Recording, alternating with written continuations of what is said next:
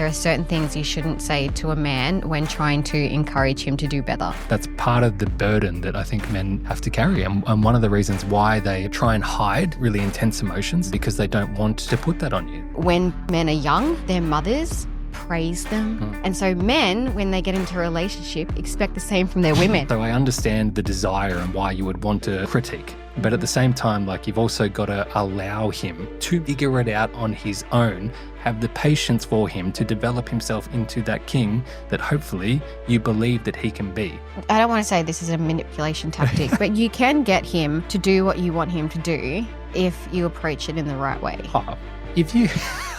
This is what women don't really understand about They have a men. superpower. They do have a superpower, and they can get him to do whatever they want if they've got the right strategy and the right approach about it.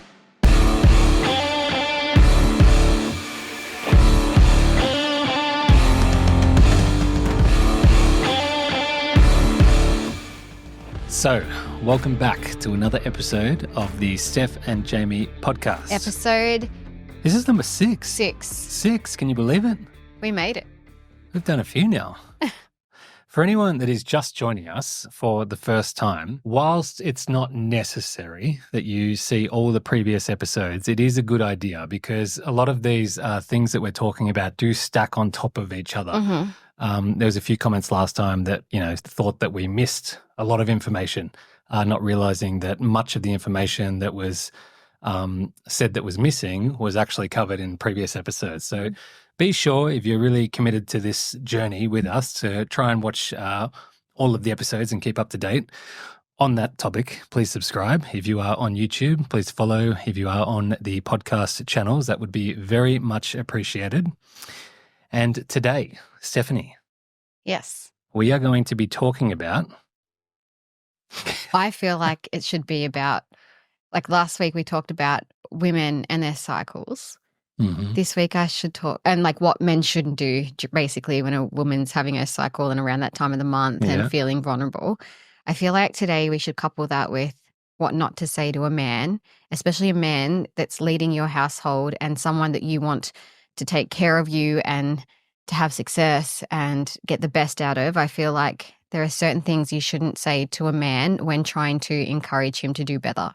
Because I feel like women will try and encourage him by bringing him down, saying that you can do it better, which is actually not encouraging at all. It does the opposite to what the woman is trying to achieve. And I think there is a lot around this that we can discuss today that I've learned the hard way and also researched on. And from my experiences and probably yours as well in our personal relationship, you can share some things that I'm happy for you to talk about. All right, sounds good. Well, for anyone that didn't see the previous episode, we titled that "This is Why She's Always Mad at You." And as Steph said, we talked deep into the hormones that women have to go through, the hormonal cycle specifically. And there was a lot of guys that were a little bit unhappy with how much credit we were giving the menstrual cycle. There was a lot of criticism from men saying, well, she should just be able to pull it together. She shouldn't be like that no matter what her hormonal structure is. And I found that there was a real lack of empathy and understanding from men. This time we're flipping the switch and we're going to talk about the woman's side, because with every relationship there is two sides. It's not just one way. This time we're talking about what the women can do to better cater to the men. And I feel like we should probably preface this for women watching that these tips and things that we will be talking about are for you if you are in a relationship with a man that is committed to you. If you are in a relationship which is toxic, which is not healthy, then by no means are we suggesting that you implement or try and implement these strategies. If you are in a position that isn't favorable, you have every right to leave. Mm-hmm. But for the people that are in a committed relationship with a man that's trying his best and you are here wanting to try your best and meet him halfway, here's some things, I guess, that we have learned. Okay. But before we get into that, let's talk Nexus. I'm so hot in here. I've been waiting to crack this cold baby open. It's like boiling. It's like 31 degrees here. But we do have a delicious, refreshing drink. We did discuss this last time, but we have just recently been sponsored by a company called Nexus Nutrition. which is very exciting. We're a big fan of their products. This one specifically is absolutely delicious. This is my favorite flavor. It's your favorite because it's caffeinated. I do love a bit of caffeine. The drink itself is protein water. Mm-hmm. So yes, it does have a bit of energy, only 100 milligrams of natural caffeine. So like a small coffee. Mm-hmm. Yeah. But also a good hit of protein. We've got 15.5 grams of protein per serve. And it's no sugar, which is fun. And it's delicious. So you're going to crack yours? I'm scared to crack mine open because last time we had an incident, didn't we? I had an accident. I don't drink a lot of fizzies. I've been drinking these, and you've got me onto Coke now, Diet Coke, sometimes here and there. And even that, I spill it all over myself and I'm hopeless. But yeah, these guys. Hang on. I haven't heard the crack yet. Oh, go. Oh, yeah. You actually did that very I didn't neatly. Spill it. Go well me. Done. Cheers. Cheers very gently. Cheers. Yeah, these drinks are delicious, and not just this particular product, but they've got many products which are fantastic. My other favorite is their Perform pre-workout. Yeah, I've been using that as well. And given that it is December, if you are looking, as any women out there are looking for a good present for their significant other, you can't go wrong with pre-workout. If your man is into gym, trust me, Perform pre-workout especially, give it a try. You won't regret it. You won't regret it. And by the way, as well, I think anyone in Australia that's watching, you can actually purchase these drinks, the ready-to-go drinks, in either Woolworths or Costco. So both of those outlets that you can now shop at in person or otherwise online, nexusnutrition.com is where you would go to get any supplements, whether you're in Australia or internationally. Either way is fine. So back to our topic of the day. You said that you had some things that you were going to share. So where are you going to start? I'm interested. We've been together nearly 9 years. Yes. And I feel like the first couple of years of your relationship, it's kind of fun. You're still on cloud 9, maybe 1 to 2 years. I know we were. The honeymoon phase. Yeah. And we obviously had the kids that you came into my relationship with me having 2 kids. And it wasn't, we didn't really get a honeymoon as such. It was still cloud 9, but not your normal. We still had responsibilities. Do you know what I mean? It wasn't just like easy flowing from the beginning. It was always a little bit difficult. But I do remember there were a lot of like happy feelings, and you would, if I did something to irritate you or you did something to irritate me, it was easy to let go because we were all in love and you just kind of let things slide. And then as you move into like years 3 and 4, it changes. And I think, you know, in your relationship, you kind of, as the years go on, you have to grow in that and allow for each other's flaws and figure out what it is that irritates the other person, have more understanding, more patience, learn what ticks them off, what they respond to. And that all kind of, that's why relationships get hard. And by that stage, most people either leave or it falls apart or they're just not in a good place because that's the part of the relationship after the honeymoon period that really takes work and a lot of energy. And most of the time you both have to be doing it. If one person's doing it, all the energy and all the fixing and changing and the other person isn't, it makes it really, really hard. So if you can both come to a point where you both, I guess, put in the work and have a general interest in growing yourselves individually and the relationship, you're unstoppable, really. And for the people that don't have the patience and then they leave, you'll find you'll go to another relationship and after maybe a year or 2, you'll have the same issues. These are the people that like are forever chasing that honeymoon phase and they go from one relationship to another relationship trying to chase that feeling. That feeling of, you know, the sparks and the butterflies. And because they lose it with someone initially after a year or 2 or whatever it might be, they think, oh, well, the relationship's over. Yeah. You know, this person can't be right for me. They can't be the one. But like, you know, what we have found absolutely is that whilst, you know, feelings, hormones, chemicals are always going to be changing within your body, that doesn't mean that the relationship's over. That means that you hit, you know, a bit of a wall. But if you actually have the courage, patience, and love to push through that wall, on the other side of that block is something far more meaningful and special than just purely this honeymoon phase of like an influx of, really chemicals in the body, like a boost of serotonin, dopamine, all of those happy hormones. Like eventually we get accustomed to each other. Yeah. But that doesn't mean that person's not right for you. Mm. If you can get through that phase, then you can unlock some magic. Yeah. That's for sure. Yeah. So in the last episode, we talked about why women are always mad at men. And given that men have a very difficult time following the hormonal changes, the mood swings that women inevitably have to face, again, to no fault of their own, this is just a part of who they are, their biology, men have a different biological makeup. And therefore, we often need and require different approaches when relating to each other. So I think there's a slow movement that's happening where people are starting to accept now that men and women are in fact quite different.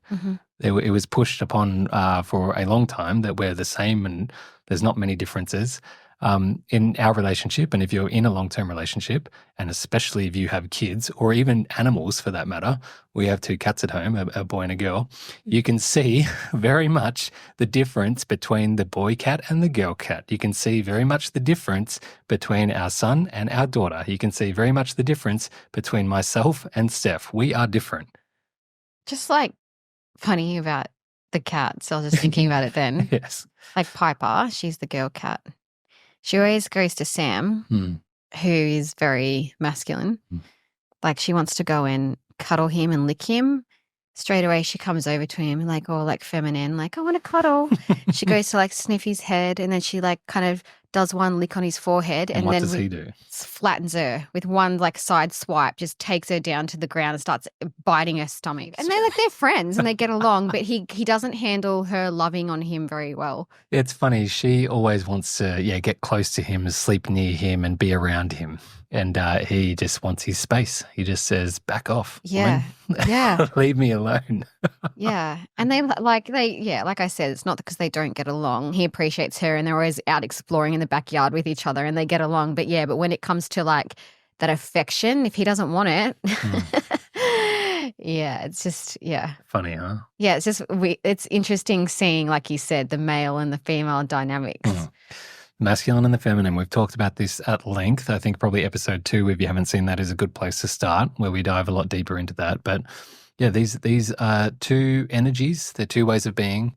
The feminine is all about relationships, all about love, nurture, care, and ultimately feelings. I think there's subtitle that how we describe this podcast is Life in Depth, what she's feeling and what he's thinking. So the feminine feels, whereas the masculine is all about thinking, doing, logic, action.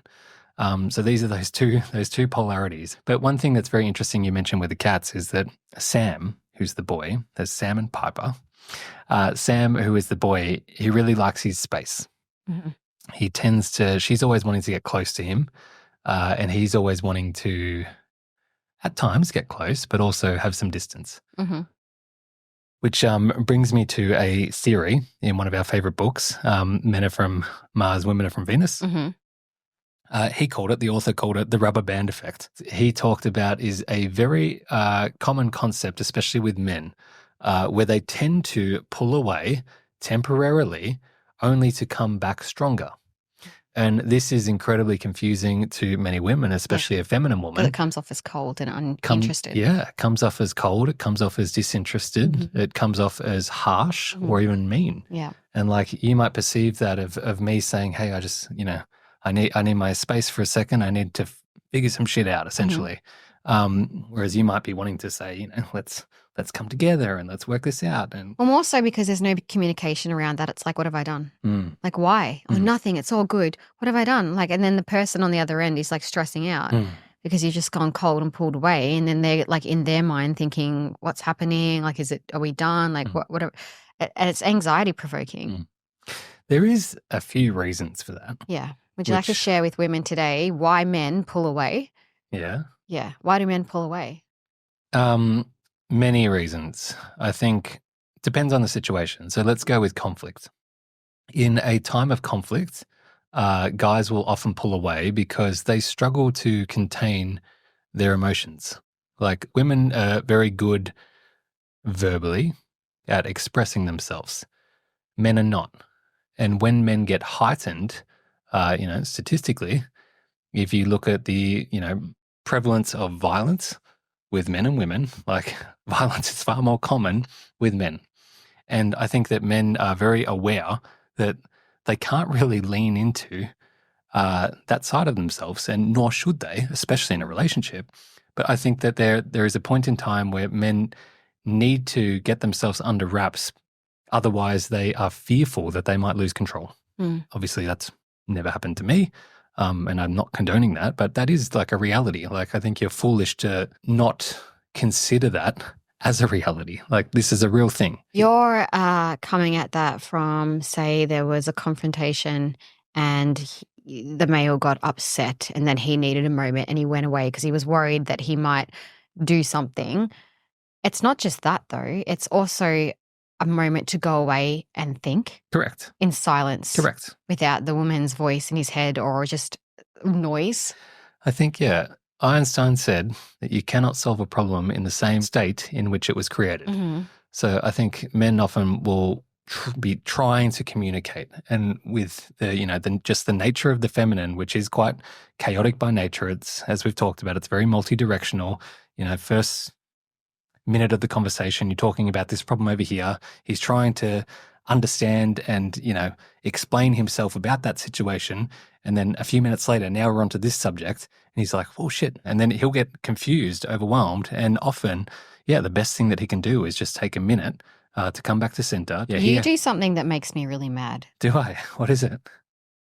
When we're chatting and like I'm bringing something to you, and then I can feel like it's getting heated. And then I'm like, nah. And then you're like, we'll talk about this later. I'm like, no. Like, I want to, can we talk about this now? And you're like, and you cut it off and then just leave. Like, you're like, no, I will come back around. No, I just need space. And it is the most frustrating thing. Yeah, but what you don't realize is I'm like fighting the urge to scream. Little healthy screaming's okay. Men are told that that's not okay. Men are told that it is not okay to scream. They are taught from a very young age to respect women, to treat them with care, which I think is a good thing. But in situations where he's trying to express himself, it is so socially unacceptable for him to lose his temper. And given, we can't ignore history and ignore the fact that there has actually been a lot of violence from men, perpetrating women historically. Like this is a real thing. Like a part of the hormonal balance between men and women is that we have 10 to 20 times the level of testosterone. Testosterone is the performance-enhancing hormone, which is responsible for libido, but also responsible for our strength, muscle mass. So naturally, we do have a level of physical superiority, specifically around strength. Yeah. So if push comes to shove, like I've got 40 kilos on you as our weight difference. I lift, bro, so don't think I can't take you. But let's just hold on that for a second, because I know that we've talked about that in anger before. Let's bring it back to point one, which is give him time and give him space. So if you want the best out of your man, I think when you can see there's conflict, or you can see something's happened at work and he's distant and he doesn't want to talk about it, don't push it. Just give him time. Just give him time to have a moment to think. Like, let him go into his cave and just sort his own brain out, and then come back and maybe ask again or say, can I help in any way? Like, I'm here to talk to you. But I think when you're trying to force it out of someone when they're not ready to talk about it, it doesn't end well. One thing that you do really well sometimes. I used to be a forcer, by the way. You did? Yeah. But one thing you did really well or have done very well in the past is if we're in a situation of conflict and you can see it's not going anywhere, you'll encourage me and be like, just go to the gym, would you? Or like get out and go for a walk. Yeah. Like encourage me to go and find some space. Because I'm not actually necessarily a runner. I won't say, hey, I need a moment unless I'm like really feeling myself get worked up to a point where I feel like I'm going to scream. Yeah. And then I know that that's not going to be productive. That's going to make you feel incredibly unsafe and probably diminish your level of trust in me. And that's something that I think, like, from a woman's standpoint, should be recognized. Like, you can yell at me, and I might be emotionally threatened, but I'm not physically threatened. If I start yelling at you aggressively, like, you will be emotionally threatened, but you'll also be physically threatened to some degree. And I think that's part of the burden that I think men have to carry. And one of the reasons why they try and hide really intense emotions such as anger, because they don't want to put that on you. Like, I love you. I don't want you to feel uncomfortable, but how could you not feel uncomfortable if I was screaming at the top of my lungs at you? Yeah. Like, that's a very threatening and dangerous situation that I would never want to put you in, which is a big part of the reason why I bite my tongue and why many other guys do as well. It's not because they, have a hard time expressing themselves. They're doing that out of love, care, and compassion for you because they don't want you to feel unsafe in many times.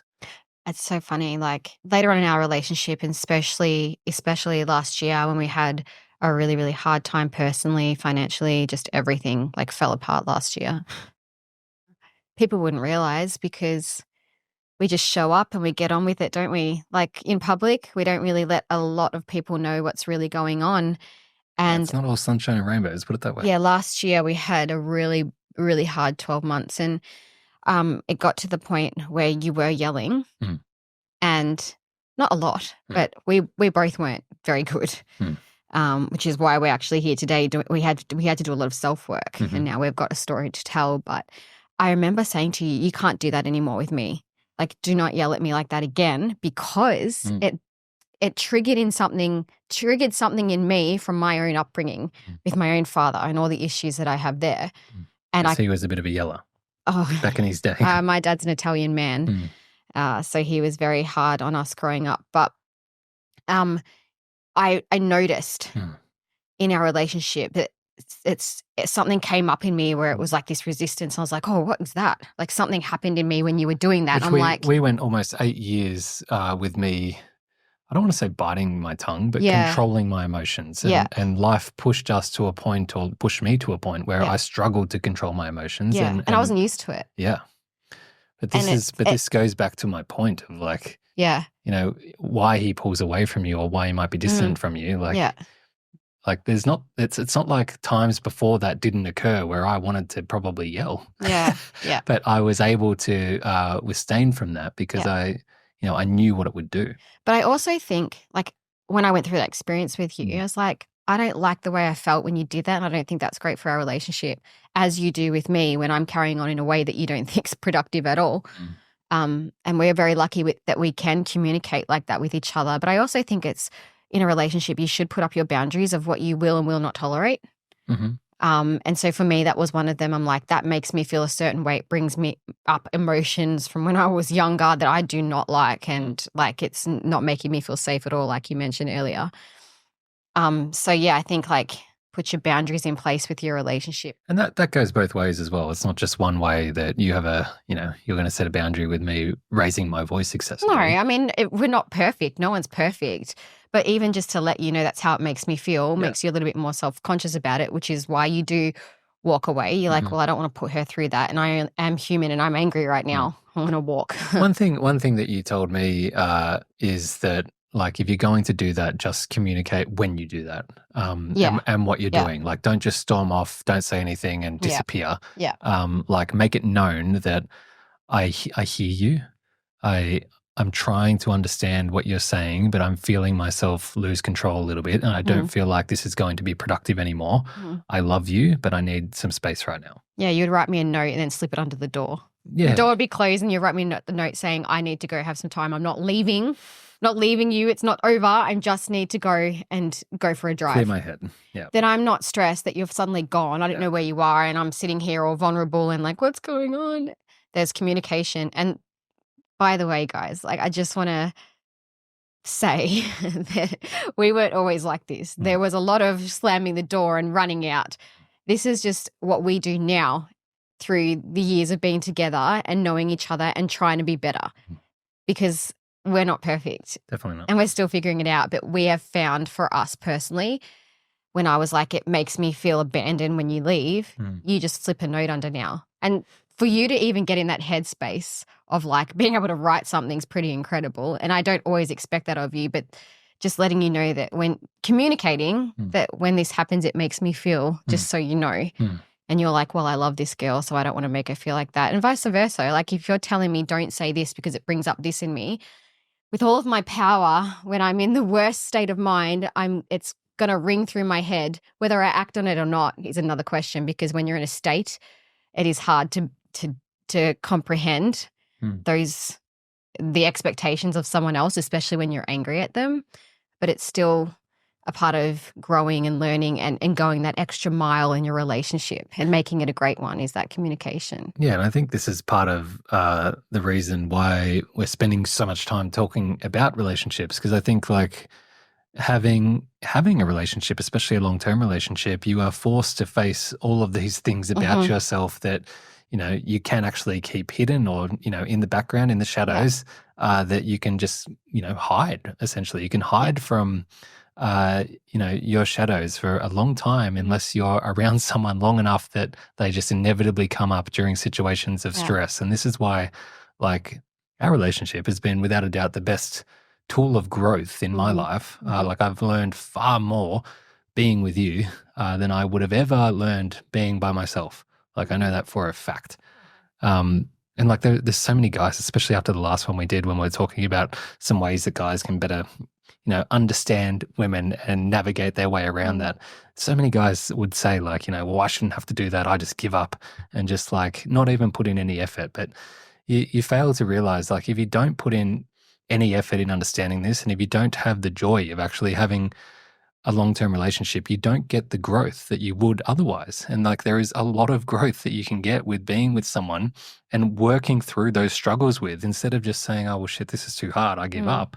Like, especially when that person's mirroring back to you. Exactly right. Yep. Like the things that you don't want to see in yourself. Exactly. It is so confronting and really full on. Like you've got so much growth potential that you can have if you actually lean into some of the hardships and discomforts that inevitably come with a relationship, because no relationship is like smooth sailing at all times where it's happy and dandy and we're all just so in love. And like, no matter who you are, I don't care who you are going to have some hard times. Yeah. And those hard times lead to the most incredible growth if you can surrender into them, grow through them, and not run from them. Yeah. Which so many people do, and it's a real shame.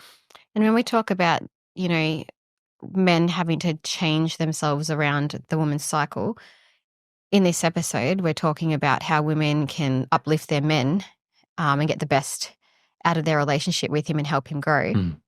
So he doesn't go silent and treat her, you know, like she doesn't exist. Which brings me to point 2, by the way. Let's keep it rolling. One of the major things that I struggled with still to this day and that have learned is if you want him to be productive and you want him to have success and you want him to be motivated, don't do it in a way that criticizes him. Example, you know, we may be building, I don't know, right now we're building a nutrition service at the moment. And I have all of these ideas. You have these ideas. I have a different time frame to what you have. Like we're struggling to get this thing done because we're so busy. Example is I can come at you and be like, this should have been done like 2 weeks ago. What are you doing? Where are you spending your time? You should be spending less time at the gym to get this done. Like we need to get, do you know what I mean? Coming from a place of criticism. You're not doing enough. Where's all the time going? We should have been doing this. It's not encouraging to you. And it doesn't motivate you. You don't go, oh my gosh, she's right. I better quickly get off my phone, or I better not go to the gym today and just to get this done and like kill myself doing it. It doesn't empower you to finish it. So, you know what's funny about that approach? What? That approach makes me feel like, well, screw you, lady. I'm not even going to try anymore. Yeah, it's like you're speaking negativity into me that I am not enough. So why try and prove you otherwise if you've already you've already made up your mind about me? So why try and prove otherwise? Yeah. And a lot of women do this with everything, whether it's the kids do you want to take the kids out today? You don't ever spend time with them. They miss you and you're always working. How about, do you want to take the kids out to the park today? They would love to spend time with you. Maybe I can have dinner ready early for you guys when you come back. There is such a difference, like in love. There's something that you want, and that's fine, and you're conversing that. But then the criticism, the motivation in a woman's eyes that comes afterwards, the frustration, then undoes that whole thing. Now he's like, oh, great, now I have to take the kids out, or she's going to crack it. And, I do spend time with them, but now I don't want to because she feels like I don't anyway. Like you just said, it's like, what's the point? When she doesn't even see what I do for her or thinks it's enough. This is where, like, there's a thing with women that's often talked about, which is the shit test. The shit test. Like, women will always be shit testing their men. Yeah. For a very specific reason, as far as I understand it. Yeah. A big part of that reason is like, how safe actually am I with this guy? Like, if we know that one of the primary objectives for the feminine is to feel loved, but also just as importantly, to feel safe. And you're only going to feel safe if you test him. And if he passes your test, it means that, okay, I can actually lean even more into my feminine. I can relax even more because inherently I am going to be on guard because I'm somewhat vulnerable. Like, there's lots of threats around, so I'm always going to be on guard. But if I can test you so that I can, believe in you, then I can just relax. I can breathe. So there's a very specific reason why I think these shit tests happen. So there was something that you said which was really good just then, which was, instead of saying to him, using your example, you just never spend time with the kids. I'm gonna give you a little framework here that women can use. Level 1, which is like the pinnacle level that I think is worth starting with, is instead of saying you never spend time with the kids, come at him with a compliment and say, geez, you're a great dad. The kids enjoy time with you. Even if that's not true, maybe you can lean into, hey, the kids love spending time with you. And I think when you do that, it really lights me up and makes me feel great. It makes me look at you in such an adoring way. Yeah. Let's just say. Can I just, by the way, this is the exact point about the periods when we were wanting men to act and be a certain way during that vulnerable time. This is the flip. This is the other version. This is the flip side of what we have to do for you in order to get what we want as well, which is connection and love and to have you motivated. So it's like it's a two-sided expectation. Exactly right. It is. So let's say that you said that. You used level 1 approach with me. That didn't work. I didn't get the message. I'm too busy thinking about other things. I'm, not present. I don't get it. It doesn't resonate. The next thing, instead of, coming at me saying, hey, you need to go and do this. Lead with the question, which is what you said before. You said, like, how would you feel about doing this? Rather than you should, how would you feel about doing whatever it is that you're trying to get him to do? If that doesn't work, level 3, I would say it would mean a lot to me. It would make my day if you could go and do whatever it is that you're wanting him to do. But again, a very different energy to just go and do it. Idiot. You can get him, I don't want to say this is a manipulation tactic, but you can get him to do what you want him to do if you approach it in the right way. If you... This is what women don't really understand about They have a men. superpower. They do have a superpower, and they can get him to do whatever they want if they've got the right strategy and the right approach about it. The level 4 was the last one. I'll just give, it's coming to me now. The ultimate, if nothing else works. You make a deal. Men are logical. Come to him and you say, hey, if you do this for me, I'll do something for you. Whatever that something might be. You better not be using sexuality as a way to manipulate a man, hun bun. Yeah, how could you? Tell you what. Which brings me to my third point, by the way. Yeah. But I don't think that you should use things against your man. Example, say like you do something and it's really ticked me off. And I'm like, I'm so mad at you right now. And then I withdraw love from you and withdraw everything. So I'm like, I'm not going to wash your clothes now because I wash your clothes. I'm the housey wifey. I cook and I clean for you and everything. Great job. So imagine if you did something and I'm like, I'm not going to cook for you. I'm not going to clean for you. And you use things against him to punish him. I don't believe that is the right thing to do. If, however, he's done something really bad, like he's cheated on you and then you don't want to do things for him, fine. I'm talking about like the little things where he's ticked you off for the day or you've had a disagreement. You're like, nah. I feel like you should always continue to just be you and raise up the concerns with him. But I think punishment to a man doesn't work well, like withdrawing sex or, like I said, affection or as simple as cooking, whatever. I feel like don't do that. Definitely. Don't do that to a man. Definitely not. If he's like, hasn't done, like he's just annoyed you, like it's really not worth. Which is hard as well because I can empathize with women that they will see him from their perception doing that. Like we talked about that rubber band effect. Yeah. Like they will see him temporarily withdraw himself when he's in a situation where he just can't see a light at the end of the tunnel. He doesn't know what the answer is. So temporarily he will withdraw presence and probably what you feel is he withdrawing love. Yeah. That doesn't mean that he withdraws his responsibilities to you. Like I'm sure he still remains committed. I'm sure he still provides to some degree financially, hopefully. Yeah, he's not saying, "Oh, well, I'm going to block the bank account from you now because you've been a little so and so." Yeah, that's right. How would you feel if he did that to you? You'd be livid. Like that's right. Getting more into the stereotypical roles now of like man, woman, husband, wife. Like the reality is like the wife or the woman is going to always control the access, let's say, to sex, which is important to men. Like, we can't get around this. Like we spent I don't know, an hour or so last time talking about the hormonal differences with women. Like the main hormonal difference between men and women that separates us, apart from the fact that you bleed and you go through all these different things, is our increase in testosterone. Yeah. And like that's a real thing. Like we can't just dispute that. Like men will always have a higher drive with their libido, high drive with their sexuality, and that has to be present to some degree in order to maintain a healthy balance between each other. Yeah. And that full credit of you, like you've never deny me. You mean I never deny you sexy time? Yeah, that's right. Like, I think I remember a few people, I know a few people were like, this guy's just simping all over this chick. About you? Yeah, they were saying that about me. And I thought about it and I'm like, what even is the definition of simp? And a definition of a simp is someone that gives more than he gets back, essentially. And I had to say, I was like, man, trust me, I'm getting back just as much as I'm putting out.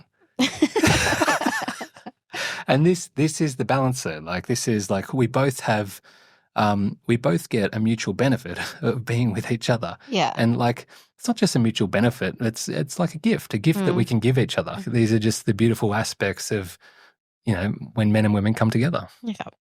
Yeah. There's another point I'm going to make. Go for it. Which is point 4. I didn't say there was like 1 to 5 tips or anything that, but I'm trying to keep it on track because I know that you and I just start synergizing and going everywhere. I think another really important thing with what not to do with a man, especially if you want to get the best out of him in your relationship, and this one is so hard, especially because it is based around, most likely, what was demonstrated to you as a child. And I can speak on myself with this, what was demonstrated to me, without exposing too much with my family, but there wasn't a lot of like safety in the relationship. And so when it came to us, when things got hard, I would automatically want to pack up and leave. And I think the worst thing that you can threaten to a man is I'm done every month on your period or when things get really hard, but your intention isn't to leave, but you're threatening because you've hit your red point. And you're desperate and you're frustrated and you have nothing else left in the bag. So you're just like, I'm done. I think that does so much damage to a relationship.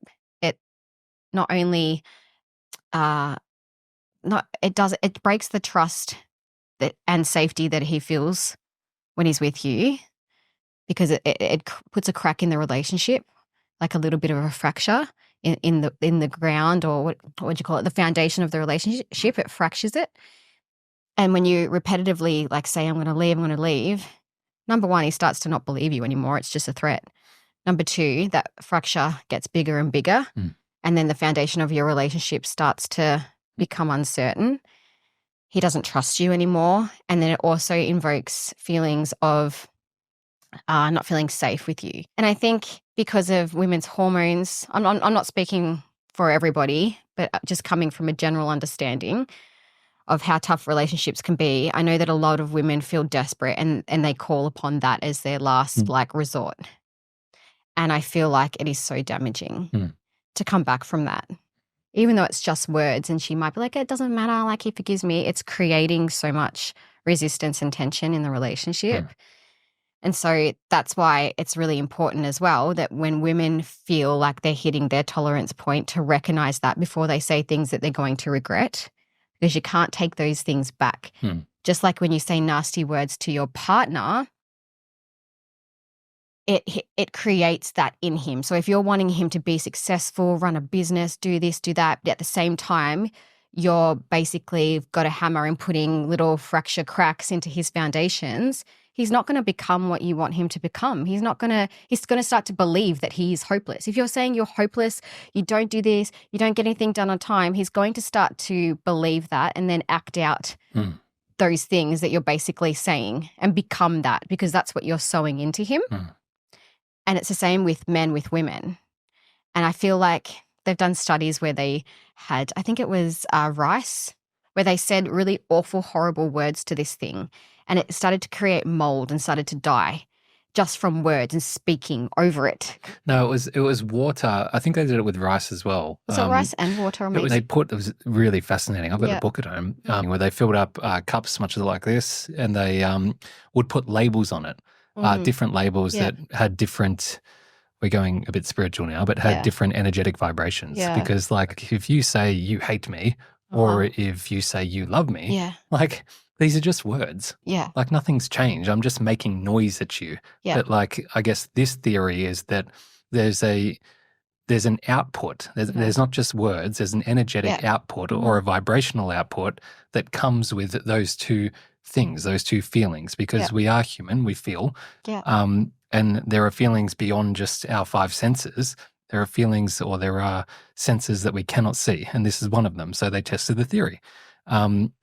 And they would write things on the cups. One was hate, one was love, and all of these different tests that they ran. Anyway, they left the cup for a couple of weeks, came back to it, and the one with love written on it was like crystal clear, looked immaculate. And then they even put it under a microscope, and they could see this like most beautiful crystallized sculpture of the anatomy of the water. They did the same thing with the cup that said hate, and it was deteriorated completely. And it was like moldy. They put the microscope on it. It looked like a little demon. And it's just so fascinating that the energetic output, what that can actually do, and why those words are so important. It's like, stop convincing the other person that they have these issues, because they're going to start seeing it in themselves, and it's going to drag them down. And they're going to start acting that out, because that's what you expect of them, and that's what they expect of themselves. So it's like, lift that person up, even if they're hard work. Like, I bet you guys have partners that just drive you crazy, and you don't want to, because you feel that mad at them and you're just so resistant to them. Doesn't mean that you can't fix it, because you got two options. You either leave and go find someone better that's better suited to you and your values, or you stay and realize that most humans are the same. We're all just trying our best and we're all flawed. And you work it out with them, because you can have a beautiful relationship and you can come back from damage that's been done if you both put in the work and heal.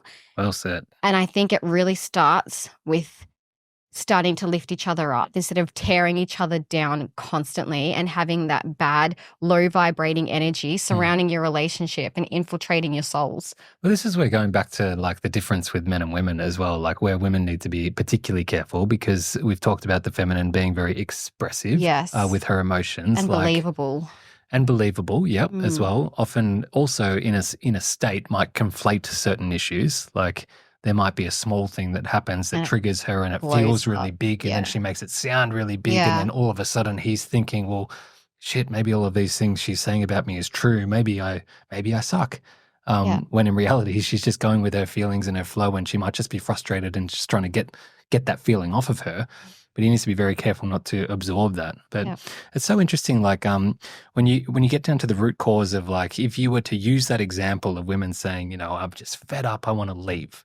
Like, the root cause, I would assume, as to why she's saying that is because she doesn't feel safe. Mm-hmm. And naturally, she doesn't feel safe with her body. Yeah. Biologically, like, that's your primary concern. Mm-hmm. I'm vulnerable here. Yeah. So, like, you can't take care of me, my body. You can't give me the life that I envision for myself. From a men's standpoint, like, their vulnerability isn't in their body. They're not thinking, well, you know, I've got to be with her so she keeps me safe, my physical body. Mm-hmm. But what men crave is the safety of their heart, like their emotions. Yeah. And when a woman threatens to leave, they're breaking his heart. I know. Yeah. Like, this is the thing, I think, why women need to be so careful with what they say, because that's the pinnacle reason. Like, men aren't with women to be safe physically. They're with a woman hoping to be safe with their vulnerabilities and their heart. Do you know what's really funny? You bring it up. It's not funny, but it was really eye-opening for me. My nephew, we were babysitting him the other day, and he was putting like little blocks inside of this thing, trying to get them to fit in. And every time he did, I would he's like 1.5, and I would clap and praise him, and he would look at me and then clap back with so much excitement. So much joy. And you're just watching this phenomenon. And you go to me, do you see that? I'm like, what? I'm like, it's cute, huh? He's like, no. You're like, do you see what's happening right now? And you said, when we are young, men are young, their mothers praise them. When they fall over, they give them affection and pat their sore knee and say, it's okay, and give them so much reassurance and love and so much time and energy. And they're just so gentle with these little boys as they grow up. And so men, when they get into a relationship, expect the same from their women, because that's what they that's all they know. That's what the woman in their life, their mothers, gave them. When, you know, they couldn't do wrong. And they were praised the whole time for everything that they did. Good job, you know. For little girls, they observe their mother critique their father in many cases, and they act that out thinking that that's how it should be. Yeah. Yeah, Miss Bossy in the house. If the woman wasn't happy, she would be voicing it to the husband. So we grew up watching our mothers boss everyone around, control everything. And boys grow up with their mothers saying how great they were. And when they get out into the real world in relationships and they face criticism, they think, this isn't right. And the funny thing is, I gotta stop saying the funny thing. The eye-opening thing? Well, the eye-opening thing to that, the interesting thing about that is these boys, with their mother's praise, go on to do really good things because they believe that they can, because they have that. They don't have the self-doubt. Yeah, they're like, I can do anything. I get praised when I do this, and I'm doing a good job, and I'm growing, and I'm learning, and I'm getting better. And so when they get with a woman and the woman's more a negative type, their whole world comes crashing down. And then suddenly they start to believe that they can't do things and that they're not worthy and that they're hopeless. And then they become that. And so that's why I was saying with point 4, it's like so imperative. Was it point 4 or point 3? No, it was point 3. Whatever it was. It's so important to make sure that you are lifting that person up. Speaking light into him rather than darkness. Speak light. And belief. You can do this, because you will be amazed when he has your faith in him, what he will do. In episode 4, we talked a little bit about the Adam and Eve story. Yeah. And the symbolism behind that. I expanded a little bit more as I was running with that story and trying to identify the symbolism of that, just for my own interest, curiosity's sake. And one thing I found out was that I always found it interesting that Adam was created from dust, right? He was brought into the Garden of Eden to look after the garden, right? So he was put to work as his primary objective, but then there was something missing. So God created Eve, but God created Eve differently to how God created Adam. Adam was created from dust. Eve was created from the rib of Adam. Now, what's interesting symbolically behind that is that the rib, I didn't know this until recently, the rib is one of the most regenerative bones in the body. So symbolically to me, I think that means that like Eve is put there to help Adam to regenerate or revive his energy so he can continue thriving in the Garden of Eden. Mm. And like going back to our point here of like speaking light into him and the power that comes from that. Like there is a lot of power. Yeah. Like if there's a king in every guy and a fool, you speak to the king, he's more likely to come out. Yeah, when you do real good stuff, I'm like, that's king energy. When you're being a bit of a brat, I'm like, you're being a Prince Jamie. Prince Jamie. Interesting that word brat, because I'll give another insight with women and how men perceive this. Yeah. Whilst, boys often get encouraged, not all boys, but most boys get encouraged by their mum and praised by their mum. At some point when he's trying to differentiate himself and into the world and create himself and become a man, naturally he wants to distance himself from his mother. Yeah, figure it out on his own. He wants to be, the tough guy. He wants to let me show you. Conquer. Yeah. That's like a very masculine type role and a very natural transition from boyhood to manhood. Mm-hmm. So when a partner, a spouse, starts acting like a mother, mm-hmm. that will turn him off and pull him away faster than anything else that you can do. Because naturally, like all guys have a desire to feel powerful, to feel strong, to feel like look at the little boys, heroes, like they're superheroes. Yeah. They've got their shit together. So he's got this desire that I want to have my shit together. I want to be in control. Mm-hmm. And when you start parenting him, because maybe you feel like he's not doing X or he's not doing Y or whatever it might be, it pulls him away so fast and can really damage the intimacy component of the relationship as well. Yeah, because he's doing it like a mother. Yeah, the nagger. No one wants to sleep with their mother, or very few. You. Yeah, I know. But you can see the problem in that. And I do empathize from a female standpoint if like you see, often those critiques come from a place of A, wanting to feel safe, but also B, wanting him to grow and make sure that he's keeping up with everything. So I understand the desire and why you would want to, critique. But at the same time, like you've also got to allow him to make mistakes, even if you're watching him make mistakes.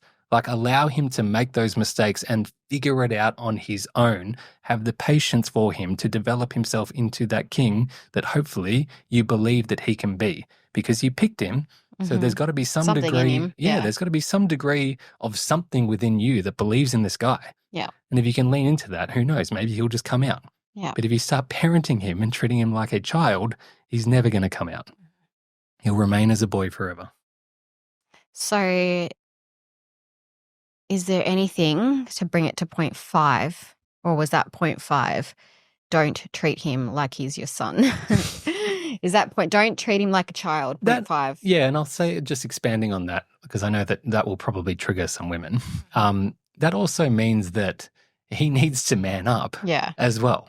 I'm just saying, give him the space to do it. For a chance. Give him a chance to do it. If he continues to, proceed in his boy-like ways without taking responsibility and growing into his manhood, then maybe you need to have the conversation with yourself as a woman.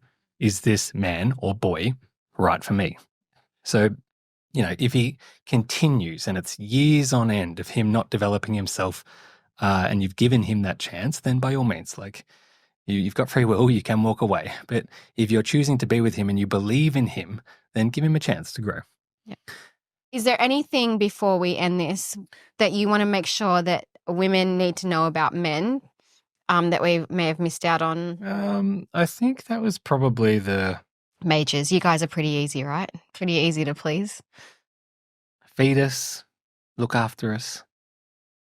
Give us space. Give us space. Be mindful of our heart. Speak light into us. And all right, you will find a drastically different relationship with your man. Here's my reel here. You're real. Here's what I believe men want. Okay. Tell me. To be fed. Yes. To be cuddled. Yes. Cuddled / affection. / intimacy. Yes. And then 3, to be left alone. Time out. Man cave. What was the first one? To be fed. No, you're missing one. Is there another one? Praise. Okay. Here's what men want. Yes. To be praised. Yes. To be fed. Yes. Intimacy / cuddles. Affection. Yes. And then to be left alone. Space. Sorry, space. Is that it? I think you did pretty good. I think there's one. The way to a man's heart. I think there is one more thing that I'll add. And I think this goes for both men and women, but I think naturally this probably is more relative to women than what it is maybe to men. And then we'll finish on this point. Okay, Last I'm point. sweating. Okay. Can I compliment you? Yeah. You do a phenomenal job. With? Looking incredibly presentable and sexy. I feel like my face is melting off right now. You put in a lot of effort to making sure that you look great. You're always in some cute outfit. You've always got your hair nicely done, your nails done, your makeup done. You eat with this phenomenal diet that most people are not able to follow, and you've done that on for years on end. You work so hard in the gym. You put in a lot of effort to making yourself look great. Why are we complimenting me? Because you said, here's what men want. I think that it shouldn't be ignored, and this is probably a little bit controversial, but it shouldn't be ignored that men are visual creatures. Yeah. And when he sees a woman, and by the way, the inner giving of all of these other things that we just talked about is far more important, I would argue, than looks. But if we're trying to design the full package of what a woman can bring to make this guy head over heels, looks are important. Dress yourself in a cute outfit, get your nails done, get your hair done, and also even if it's not doing it for him, do it for you. Light up your inner feminine, and hopefully that makes you feel great. But don't think that he's not watching, and don't think that he doesn't appreciate it, and don't think just because he says, "Oh, I like you in anything," that it doesn't mean anything when you dress up and look fantastic. Mm-hmm. When he sees you in a nice dress, or he sees you, done up to the nines, a whole new man comes out, and a whole new, energy comes out about you. Also, and you do ladies, a great job with that. Ladies, you can do this low budget. You can get stick-on nails at Kmart for $5. You can go to the op shop and get a real nice dress, some $4 shoes. There are ways to just give a bit of zazz without spending, blowing his budget or your budget or whatever. But I think self-care is good. I think, smell good, wash your hair, and wash your face. And it goes both ways. Women don't want to date or be with a fat slob either. So it definitely goes both ways. But I think we know that men are very visual creatures. One statistic I was going to share was we think, if we're thinking sexually and relationally, pornography, 80% is consumed by men, visual pornography. Mm-hmm. That's not probably a surprise to many people. Yeah. What's interesting is literal pornography, books, yes. How much do you think is consumed by women versus men? A lot. The actual statistic, I wrote it down, I got it from somewhere, 84% of exotic novels were purchased by women, right? So the point of that is that women are very concerned with the story and who the guy is as a person, and the inner strength that he has. Yeah. His looks are relevant, but him as a person and as a man is far superior from the female standpoint, correct me if I'm wrong, than what his looks are. Whereas, for men— Depends what age you are. Depends what age. But for men, the visuals are a component that shouldn't be ignored. But even to couple that with the visuals, it's also a representation that if she looks after herself, she's going to look after his babies in the house. Good point. Do you know what I mean? He's going to go, okay, well, I can see that she works really hard to put effort in, which is a crossover for other things.